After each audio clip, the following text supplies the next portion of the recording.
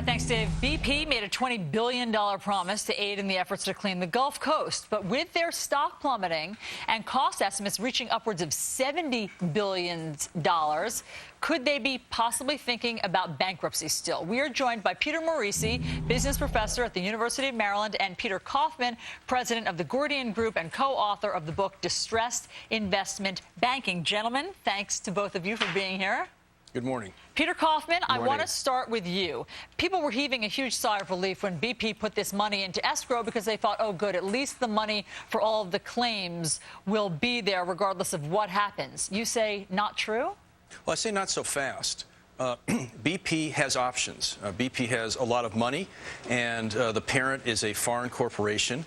I would draw the distinction between how our government was able to be somewhat ham-handed in how it dealt with General Motors and Chrysler, because they were domestic companies that had no options and had no money.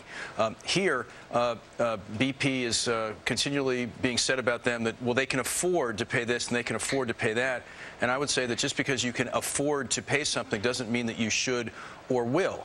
Bankruptcy is an option here, and it could take several forms. They could file their BP American subsidiary, which contributes significantly to overall BP, but there's still a huge amount of value not at BP North America for BP. Okay. They could conceivably file in London, and imagine, after using BP as a piñata for the last 2 months, how the United States government and the legitimate Gulf claimants would fare over in a British bankruptcy court. Interesting. Okay, so I want to bring in Peter Morici. Peter Kaufman's brought up a lot of good points. Do you think BP could still file bankruptcy? Well, they certainly can do whatever they like, and they could file for bankruptcy, but the company's likely worth much more than the claims.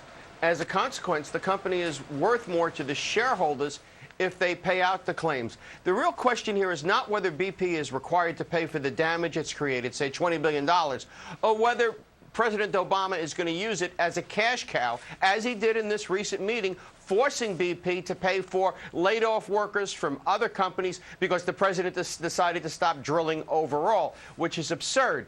The reality is BP throws off $20 billion a year worth of profits. It's really worth more like $200 billion, not its current stock price because of its assets. Gentlemen, I'm sorry to cut you off. We had breaking news. We will get you back in here to debate this again. Peter Morici, Peter Kaufman, thanks for coming in to bring all this up. Thank you. You're welcome.